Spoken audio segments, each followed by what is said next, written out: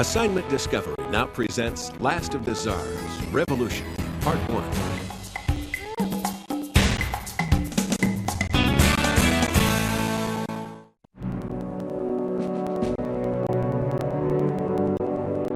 In March 1915, the Russian army captured a key fort at Przemysl, Poland.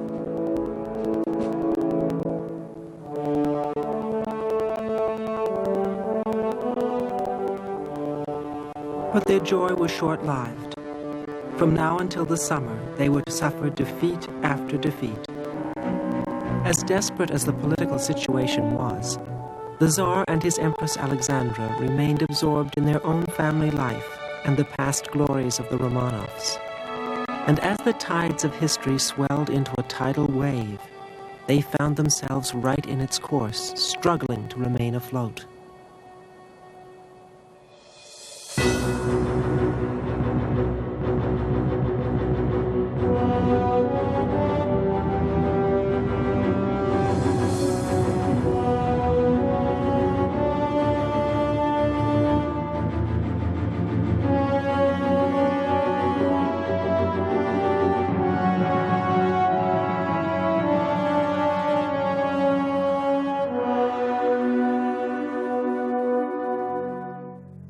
Alexandra wrote daily reams to her husband at the front.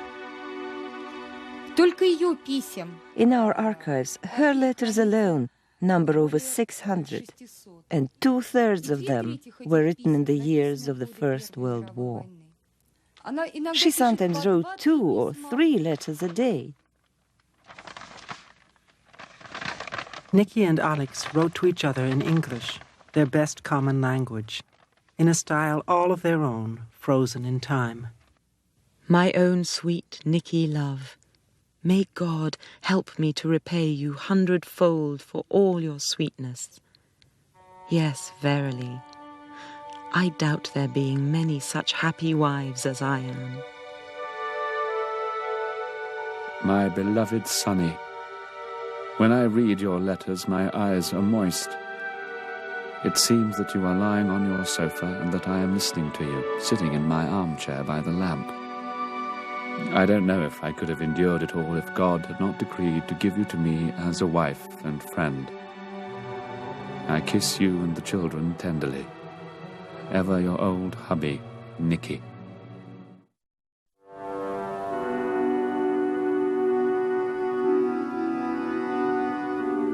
That summer of 1915, Nicky had his hands full at the front, and so his wife began to try to lighten his load by helping with the affairs of state in the capital.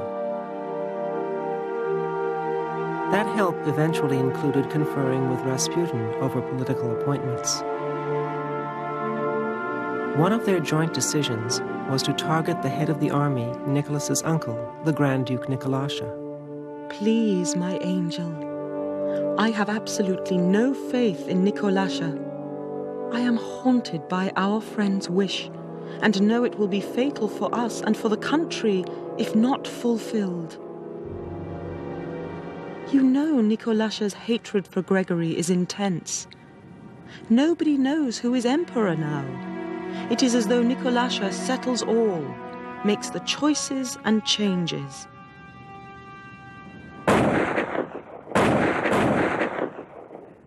At the end of August 1915, Nicholas summoned his council of ministers and told them he was going to replace Nikolai.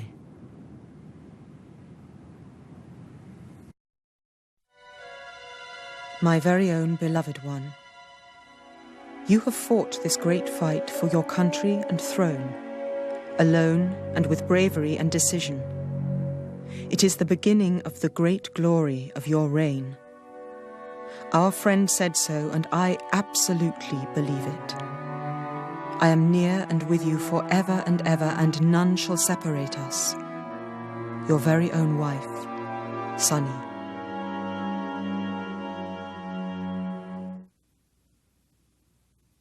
Rasputin was always careful to appear devout and servile with the Empress, leading her to believe that all rumors of debauchery were just that, rumors. Feeling the power of imperial protection, Rasputin now tried to influence government appointments across the board. People like my grandfather at the time when he was governor of Petersburg used to receive little notes, short notes, from Rasputin. All his notes always started in the same way, dear friend, they always said, please appoint so-and-so to whatever Rasputin thought. Governor Zinoviev threw them into the trash. In fact, it is doubtful that Rasputin's little notes had much impact on ministerial appointments at all. What is truly important about Rasputin is not what the man did, but what he was perceived to have done or be doing by Russian society. And it's how he was perceived and the way that that destroyed the prestige of the dynasty that is really important in the history of the Russian Revolution. If Rasputin was damaging the Tsar's name in the capital, the war was testing his subjects' loyalty throughout the rest of the empire.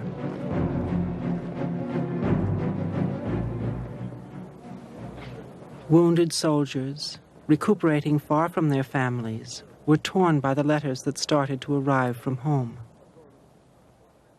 As a boy, Kolya Isaacek read such letters aloud to soldiers billeted in his school. They were writing that, for example, Ivan had also been drafted, that one of them had to sell their cow, that the horse couldn't work anymore, that there were no men left in the village. All had been driven away to this carnage, and that we, women, are sowing and gathering in the harvest and doing the work of horses. Life had become very hard. There were no supplies left, no cotton or cloth, barely any kerosene.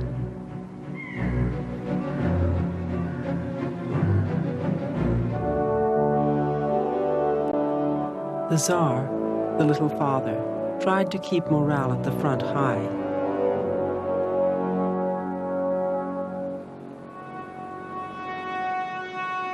His own morale was far from high as news from Petrograd of strikes and shortages filtered through. And to those who saw their Tsar at this time, his face betrayed his sense of isolation. When he raised his hand in greeting to us, in his face was, I can't describe it, I saw such a look of terrible despair, as though he were asking us, what shall I do? That winter of 1916, the whole family were again reunited with Nicholas at headquarters at the front.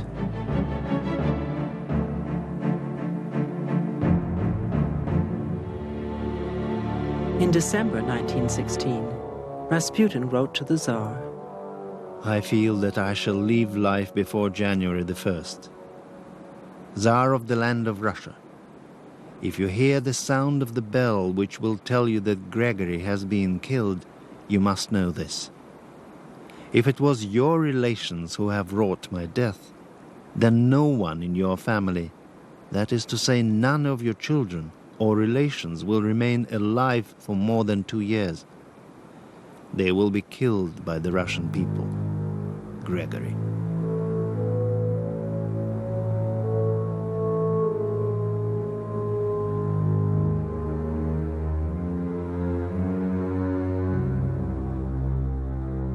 In Petrograd, Rasputin's supposed political influence was grist to the mill of the Tsar's enemies. And in the Duma, one member finally had the courage to say what others were thinking. Vladimir Purishkevich was a prominent monarchist. The Tsarist ministers are puppets whose strings are held tightly in the hands of Gregory Rasputin, that evil genius of Russia and the Tsar. And the Empress Alexandra, a German woman who's been left on the throne. The Tsar's reluctance to rid himself in Russia of this corrupt man is pushing Russia into an abyss from which there will be no way back. Those closest to the Tsar felt it was now time to act. The Tsar's first cousin, Grand Duke Dmitri, was to take up the challenge. If Nicholas would not put an end to Rasputin's influence, then he would.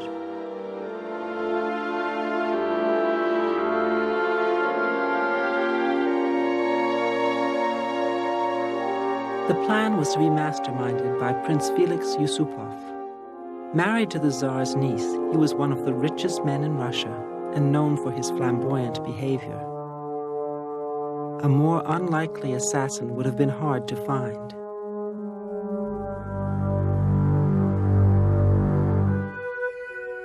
At the Alexander Palace, the Tsarina was frantic upon hearing the dire rumors about Rasputin. She wrote to Nicky. You can imagine our feelings, thoughts.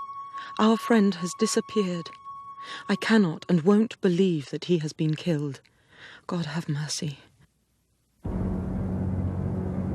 3 days later, one of a pair of galoshes belonging to Rasputin was found on the Petrovsky Bridge. The police began to search the river and soon made a grisly discovery.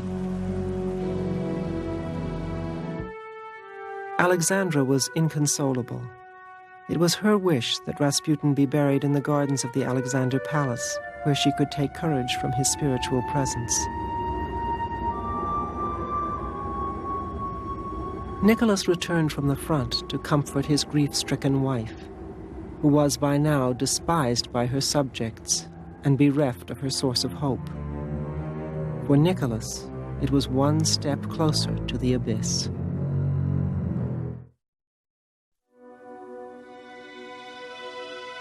After a year commanding his battalions in the brutal war with Germany, Nicholas had made little headway against the enemy. The fighting was bleeding the nation dry of men, resources, and morale. Before it was all over, his army would suffer millions of casualties.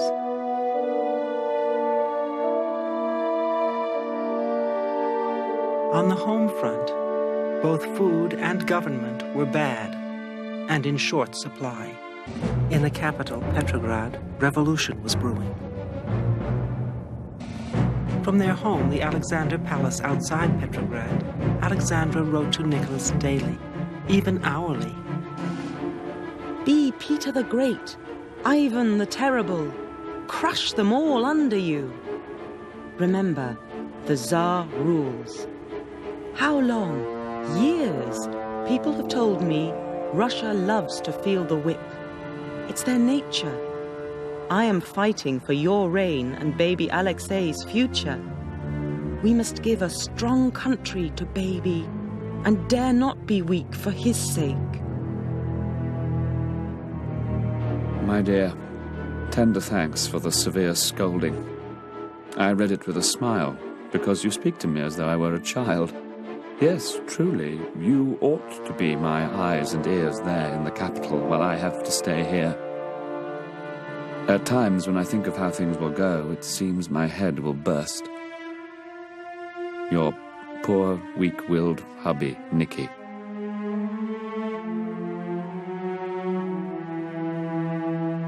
Nicholas returned home from the front for Christmas and the new year of 1917.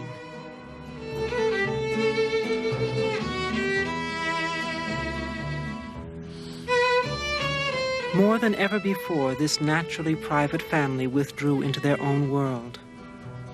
But some of those closest to the family wrote about it, such as Lily Dane, the Empress's confidant. Every Thursday evening, a small Romanian orchestra played in the red drawing room. The Empress sat by the fire, staring into the glowing embers. She seemed unusually sad. I whispered anxiously, "Oh, Madame, why are you so sad tonight?" The Empress turned and looked at me. "Why am I sad, Lily? I can't say, really. I think my heart is breaking." Not only her heart, the Romanov Empire itself was about to crumble. There was talk in the streets, in trams, everywhere. People were saying that all our troubles come from the Tsar's court. The Tsarina is a German, so she's a traitor. In Petrograd, rumor ruled. Alexandra was a spy. She was giving Nicholas drugs. He was permanently drunk. The truth was that Nicholas was exhausted. And as every decision he made worked out badly, it was better, perhaps, to make no decision at all. The family began to realize that in some way the Tsar had given up. He had somehow innerly abdicated, probably some 6 months before the real abdication. He didn't believe in himself anymore. The relatives were desperate. The Tsar's brother-in-law, Grand Duke Alexander, came to plead with Nicholas on behalf of the whole dynasty. For the first time in history, a revolution is being engineered not from below, but from above. Not by the people against their government, but by the government against the welfare of the people. Nicholas II, Tsar of older Russia, said simply, "I was born on May the 6th, the day of Job the sufferer. I'm ready to accept my doom." The Tsar's ministers and members of the Duma, or parliament, believed his passivity would destroy them all. The chairman of the Duma was Mikhail Rodzianko. My grandfather liked so much the emperor that he always had on his desk, I remember it very well, the famous Serov's picture. And he considered him almost as a friend. The only difficulty with him was that he inherited, probably from his mother's side, the kindness, which was also sometimes sort of a impossibility to be forceful. The man who would eventually emerge as the Russian people's revolutionary hero was still in exile. Lenin greeted the new year of 1917 in Europe, where he addressed a group of Swiss workers.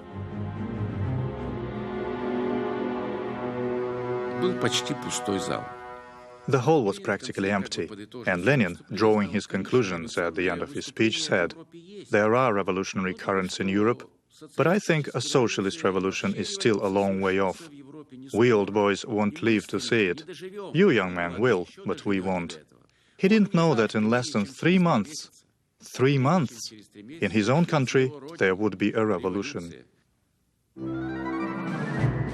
As Lenin continued to try to build his tiny Bolshevik party in Europe, in Petrograd, the strikes and protests were multiplying daily.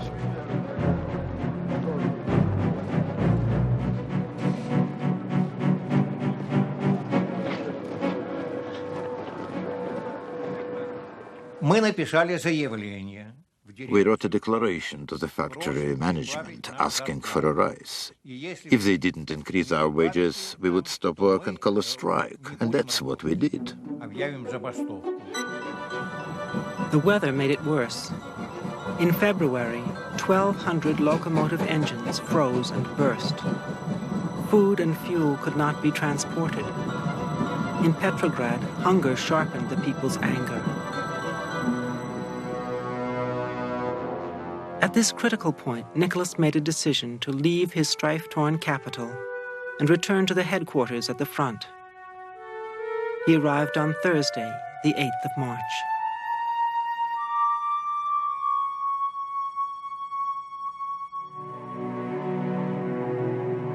On that very same day, crowds in the capital broke into food shops and helped themselves. By Saturday, even the traditionally loyal Cossacks were assuring the demonstrators that they would not use their guns or whips. Revolution was imminent.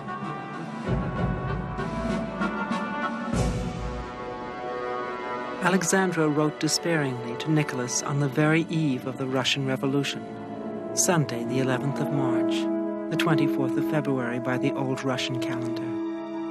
Yesterday there were rows on the Nevsky Prospect because the poor people stormed the bread shops. They ransacked one shop completely. The Tsar cabled his response to his frantic ministers. I command that the disorders in the capital, intolerable during these difficult times of war with Germany, be ended tomorrow. The order was useless, a fantasy. In the very square where Nicholas had unveiled a statue to his father years before, the revolution, brewing for days now, broke out. Spontaneously, soldiers and citizens became one.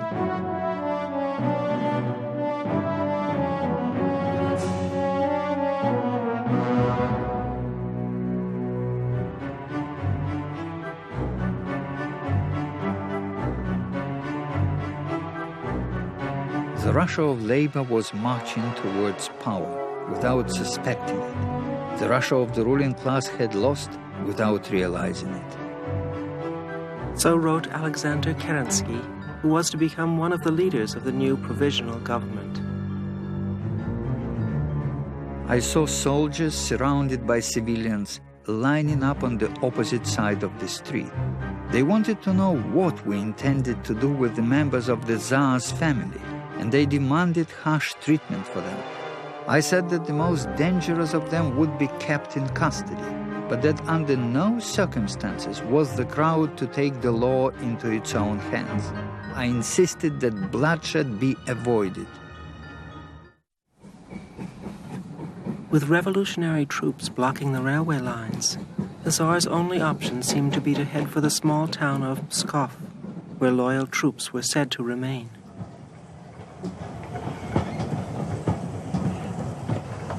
On Wednesday, the 14th of March, the imperial train slipped into a siding outside Pskov.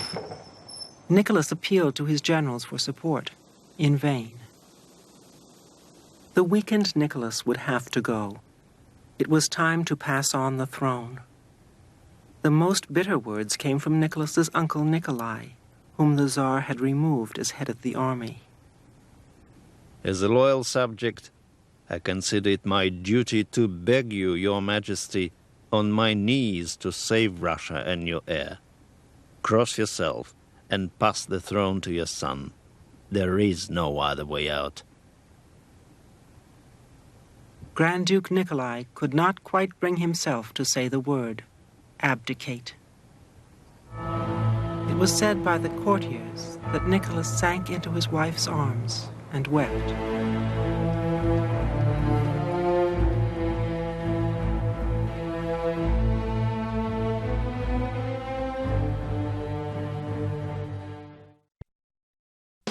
Now that you've seen Last of the Tsars, Revolution, Part 1, talk about this. Vladimir Lenin said that he would not see a socialist revolution in Russia during his lifetime. The revolution came 3 months later. Review the factors that inspired the revolution in 1917 and discuss how Lenin was able to build the power base he needed to overthrow the provisional government of Alexander Kerensky. Now try this. Pretend that you are a member of the Duma. Write a paragraph explaining your feelings about the Tsar's relations with Rasputin. Then, hold a class debate about what should be done. Log on to discoveryschool.com for curriculum materials and resources to support Last of the Tsars, Revolution. To learn more, Assignment Discovery suggests Tsar, The Lost World of Nicholas and Alexandra by Peter Kurth. Consider this before viewing Last of the Tsars, Revolution, Part 2. Create a list of revolutions you're familiar with that took place in different countries over the last century. Are there any common characteristics among them? As you watch the program, look for ways in which the Russian Revolution is similar to or different from other revolutions in history. Be prepared to cite specific points of comparison. Assignment Discovery now presents Last of the Tsars, Revolution, Part 2.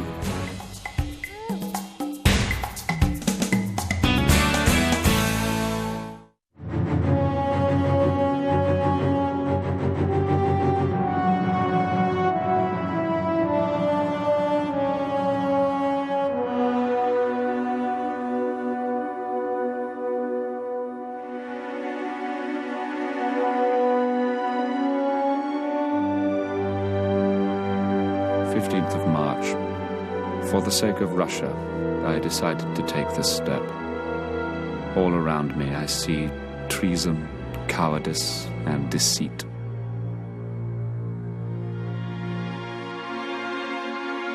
Alexandra had no way of knowing that her husband had lost the throne. My own beloved, precious angel, light of my life. My heart breaks thinking of you all alone, going through all this anguish, anxiety, and we know nothing of you, nor you of us. To protect his invalid son, Alexei, Nicholas had insisted on abdicating in favor of his brother, Grand Duke Michael. The soldiers gathered and questioned them about how the Tsar had abdicated his throne. I abdicate in favor of Grand Duke Michael. Why not Alexei? No, he said, my son is ill. I'm not going to give him up.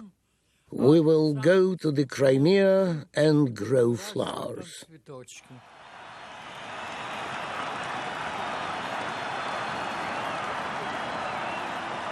When they said the Tsar abdicated, we rejoiced. I remember my father coming in and saying, you can taste some champagne, because the Tsar abdicated. We drank champagne. But it wasn't that we were glad that the Tsar had abdicated. It was a question of another government, which was going to be better. I remember people came out onto the streets and were kissing each other, hugging each other. They were saying that autocracy is all finished. There will be democratic republic now, freedom, equality.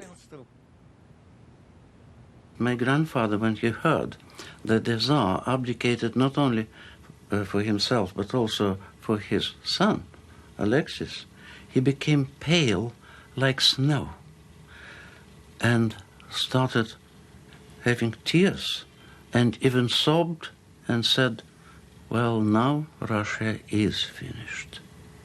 Just like that. No one saw the once imperial family as a priority. Alexandra did not learn of her husband's abdication until the next day.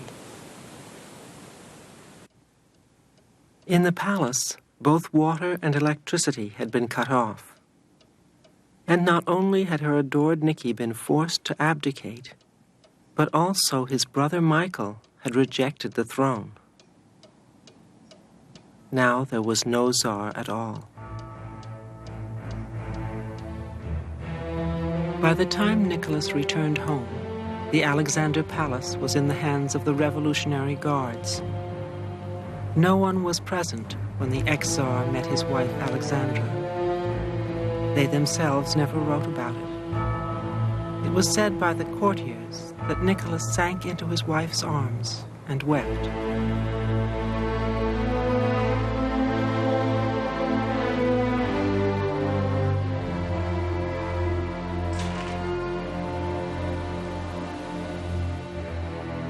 Sometime afterward, Ludmila Krasina and her sisters walked past the palace, which was now patrolled by Revolutionary Guards.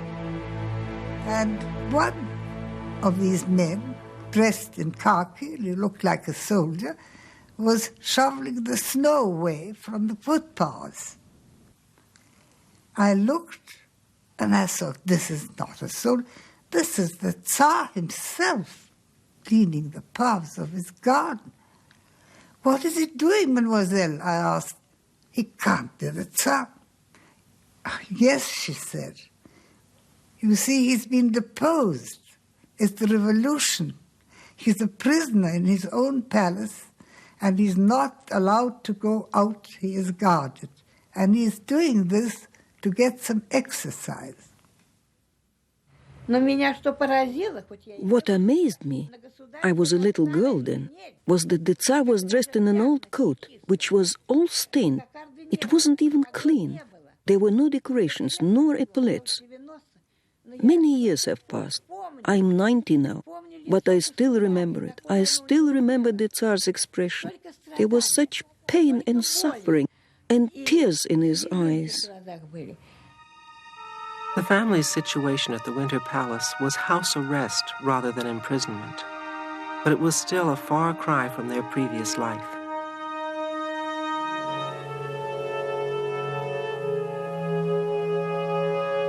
The leaders of the new provisional government were nervous about having the former Tsar so close to the capital. The simplest solution would have been to send the family abroad to one of their European relatives. But they could hardly go to their cousin the Kaiser, with whom Russia was still at war. So the new government requested and received asylum in Great Britain for the Romanovs. But the English king, George V, the cousin of both Nicholas and Alexandra, was unprepared for the public outcry. Inside England, of course, tempers were running against the Tsar and his German spy wife. All nonsense, of course. She was not a German spy. She was more English than anything else. But that was the situation in England. George V in 1917 is very worried about the threat to conservatism in general, but to the dynasty in particular, from the socialist movement, from the working class. He doesn't want his dynasty to be associated with the hated Romanovs, let alone the hated and fallen Romanovs. So King George withdrew the offer of asylum. His cousin, the former Tsar, was now an international pariah. I'm certainly not ready to criticize King George for withdrawing an invitation to come to the Tsar. Secondly, I'm sure, and a grandmother used to tell me that, the Tsar never wanted to leave Russia. He would have left only if his wife would have asked him to leave. But there is no record of such a request from Alexandra. For the time being, the family stayed at Tsarskoye Selo.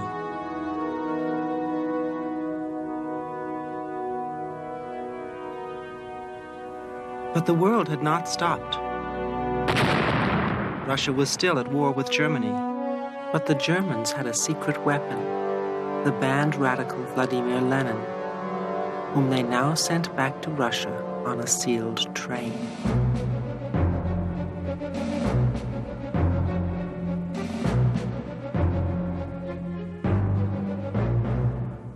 The Germans knew they could count on a favor from Lenin if he took power. Lenin had the populist touch.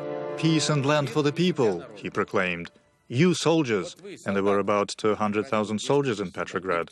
None of you will have to go to the front if you support the Bolsheviks. And they all supported Lenin. Who'd want bloody and dirty trenches when it was much better here in the capital?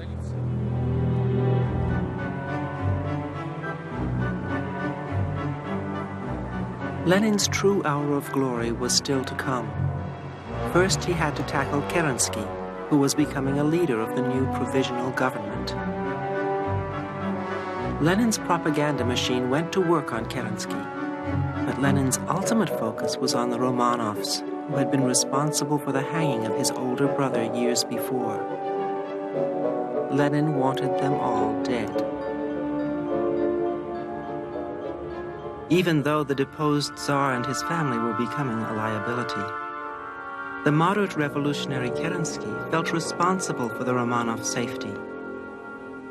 I had the thankless task of telling the former Tsar he would have to move away. The Bolsheviks are after me, I said, and soon they will be after you. Contrary to my expectations, he took the news calmly and expressed his wish to go to the Crimea. Instead, I chose Tobolsk in Siberia, which was without railway communications. I knew that the governor's house was fairly comfortable and could provide decent accommodation for the imperial family.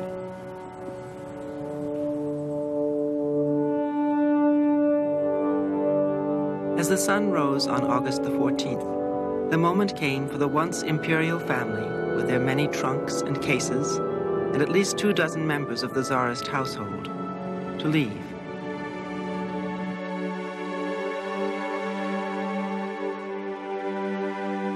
It got quite light. We drank tea, and finally at 5:15 Kerensky said we could go. The sunrise that saw us off was beautiful. We left Saske Selo at 6:10 in the morning.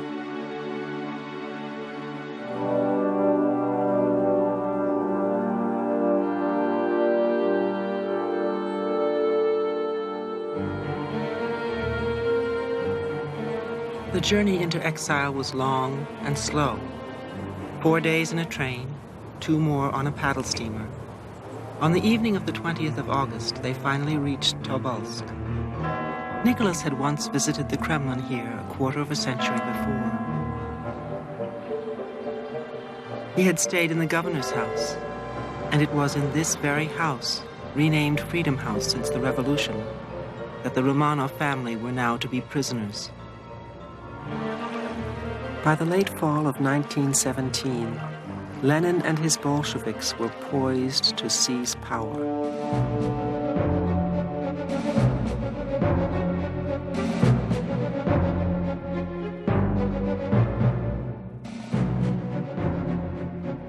On November 7th, by the Western calendar, the Bolsheviks headed for the Winter Palace, now the stronghold of Kerensky's 7-month-old government.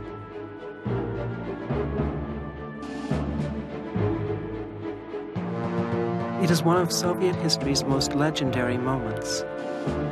The location is genuine enough, but the film's depiction of the famous storming is remembered differently by some.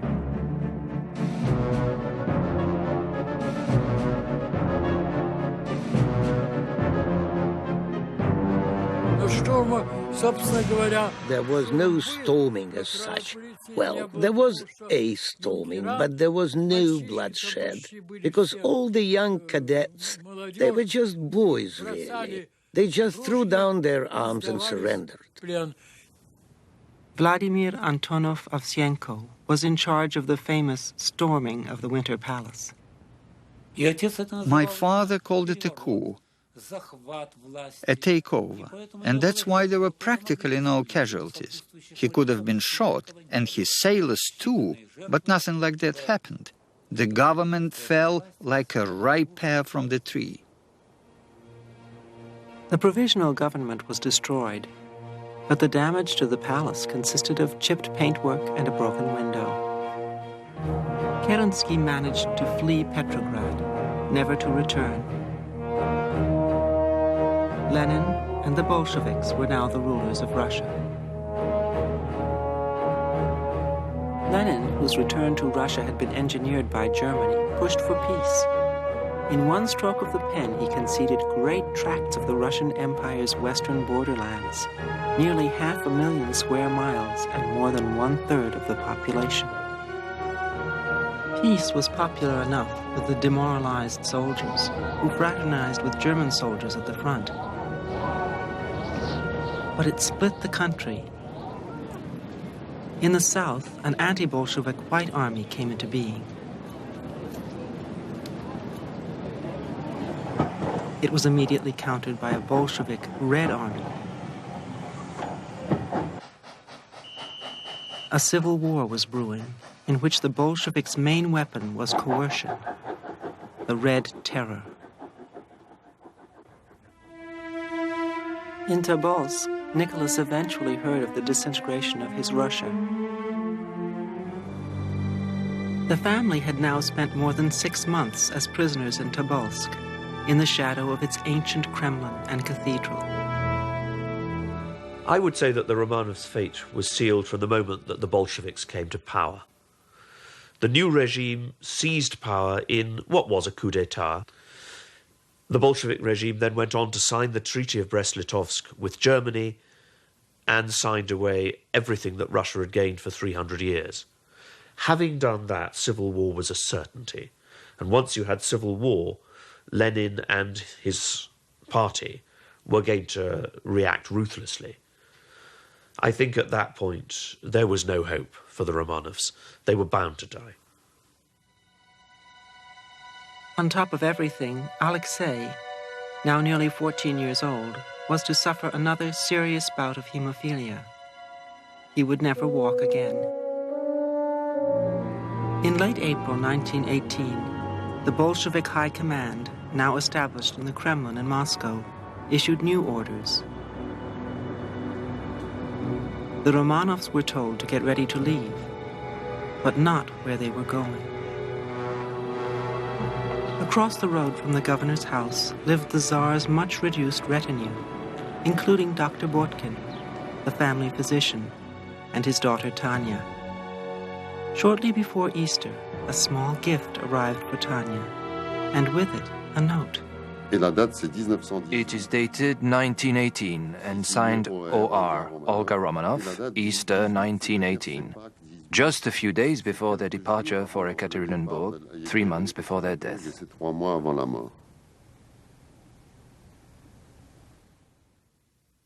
Christ has risen. My dear Tanya, here are 2 eggs from all of us. It's very sad we can't all be together. With fondest kisses, Olga Romanov. This fragile family heirloom is the last surviving letter from any of the Grand Duchesses.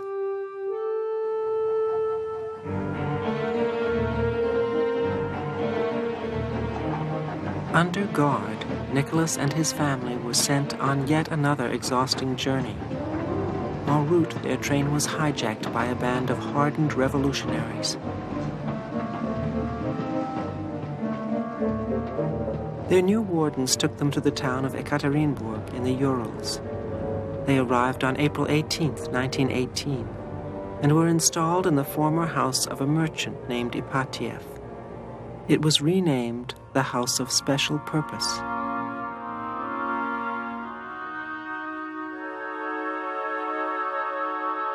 Nobody knows for sure whether the family realized their fate. There were rumors of escape plans, but it is now known that they were spread deliberately by the Bolsheviks. Lenin, in his Kremlin citadel, faced enemies on all sides. The White Army was threatening Ekaterinburg, and the German Kaiser, Alexandra's cousin, was now expressing concern for the safety of his relatives. Enter Yakov Yurovsky, the Romanovs' new warden. One summer day, he was seen wandering in the forest. He and his cronies located an abandoned mine shaft. They bought drums of gasoline and sulfuric acid. They arranged for a truck. At 1:30 a.m. on July 17th, the family was woken up by Yurovsky and told to prepare to move once again. They were led into a small basement room. There, the 11 prisoners, the family and a small retinue, were suddenly confronted by 11 armed men. There had only been time for incoherent exclamations. Both Yurovsky and one of the guards, Medvedev, recorded in legal depositions their versions of what had happened. Pavel Medvedev. All the members of the Tsar's family were lying on the floor, very severely wounded. The blood was running in streams. Yakov Yurovsky. I myself killed Nicholas point blank.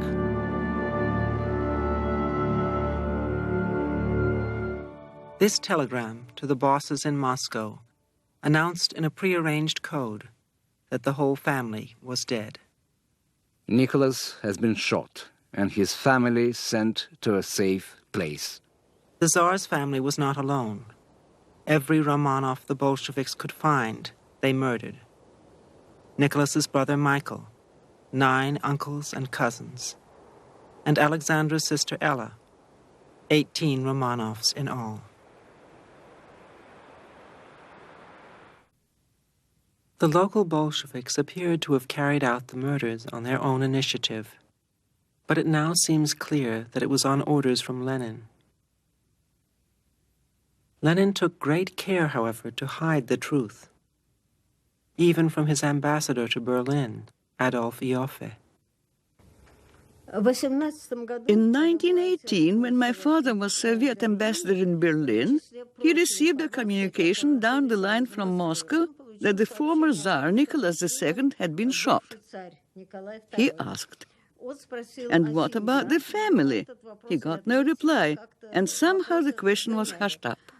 And when Dzerzhinsky, head of the secret police, passed through Berlin, Father leant on him and said, "Why did you not reply to my queries when everyone was asking me, from the Kaiser down, all Alexander's relatives, you know?" Dzerzhinsky replied, "It was a special order from Lenin. He said, 'Let Yofa be told nothing. It will be easier for him to lie about it there in Berlin.'" For over half a century, Lenin and his lies held sway. No one even knew where the remains of the imperial family were buried, until 1979, when years of private and top-secret research pinpointed a certain submerged bridge not far from the original mine. One morning, at the beginning of May, we came here at 6 o'clock when there was no one around. We removed a few planks and immediately, buried not very deep, we found some human remains. Identification was to become the key issue. In 1991, the remains were exhumed yet again, officially. But 2 skeletons were missing. So were these bones truly those of the last Tsar and his family? The latest DNA analysis would provide the answer by comparing the Romanov bones with tissue from living relatives. The results proved, with 99% accuracy, that the remains are indeed those of some of the Romanovs.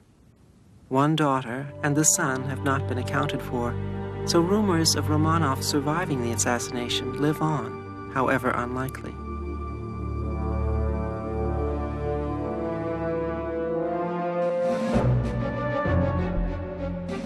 Don't go away. Discussion topics, activities, and resources for Last of the Tsars, Revolution are coming up next.